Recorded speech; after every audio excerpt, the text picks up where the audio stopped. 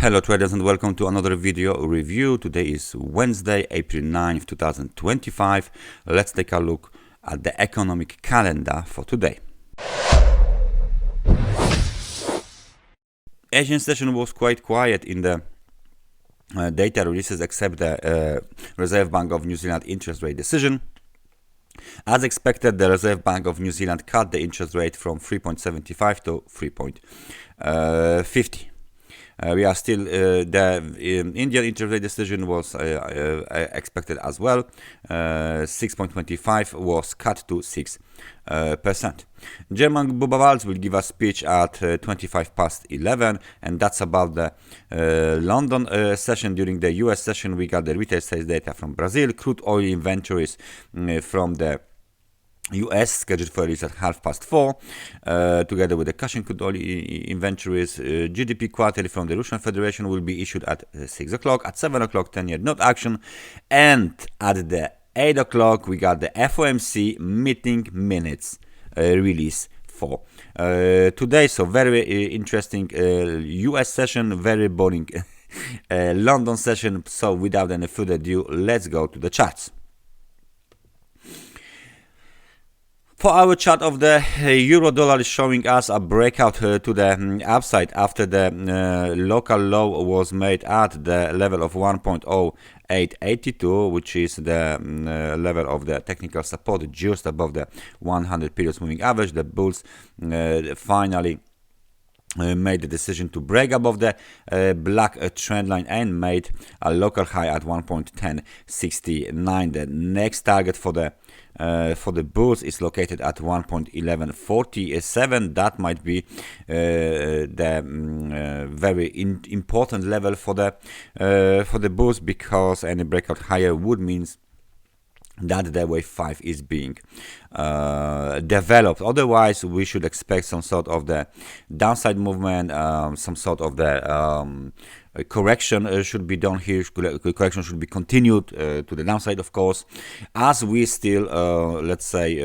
develop the wave 4, big wave 4 correction here. So it looks like this cycle here, the big cycle in wave 4, has not been completed just yet. We're waiting for the continuation. Let's take a look at the New Zealand dollar. So the New Zealand dollar for our time frame chart, maybe let's switch to the daily. It will be much more better. There you go. Much better to see what is going on. The daily time frame chart is showing us big reversal from the level of 5,848. So let me just mark this this level here as the technical resistance. Obviously, we will mark the recent high 5,848, and the last one. Last level will be marked here. So there is a big supply zone located here. What else? We got the breakout below the trend line support. It was quite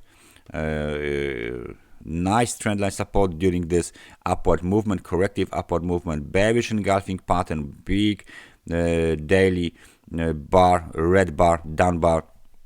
And we are down towards the level of 5,481. This is the short-term technical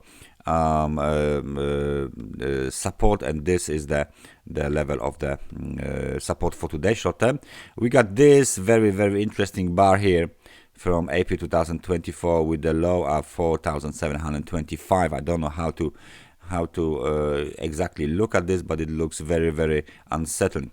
Nevertheless, the recent movement to the downside looks like it's been done, because we got the pin bar here at the bottom of the movement and the extremely oversold conditions here. So we got the bullish divergence here building on the New Zealand dollar. If the bulls wants to move a little bit higher, they need to break above this level here, 5,643, which is now the technical resistance, intraday technical resistance. Without breakout above the above this level, we cannot be discussing any opportunity to rally towards 100 periods moving average, or even towards the let me just change the color, towards the orange trend line resistance. So this is the situation on the New Zealand dollar in the short term.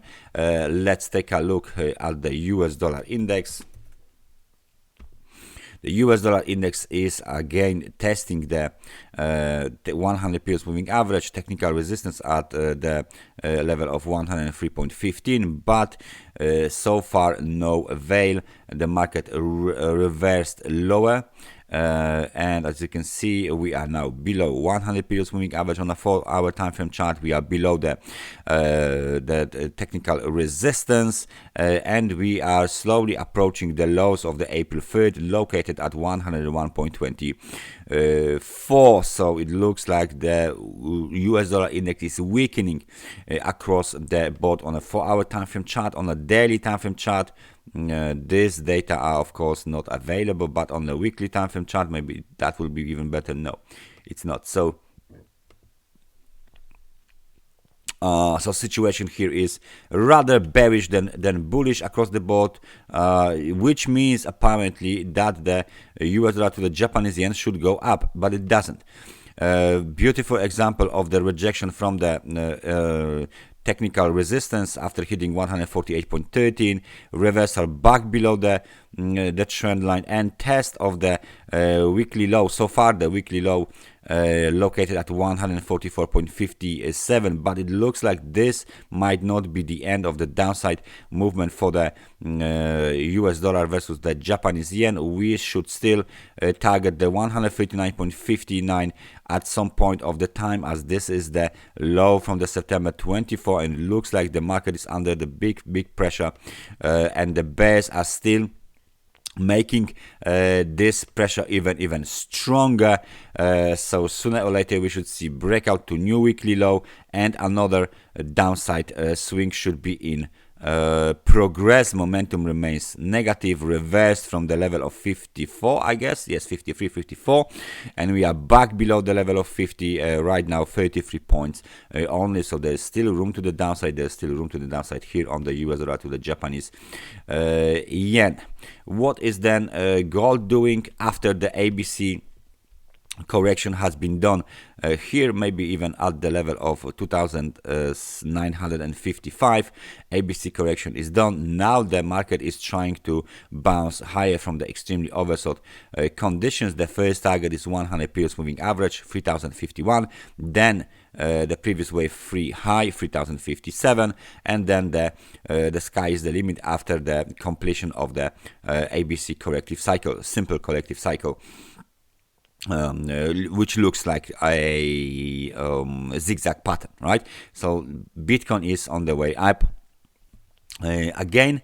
And last but not least, let's take a look at the gold was on the way up, and the Bitcoin actually is trying to bounce higher after the test of 74,460 again.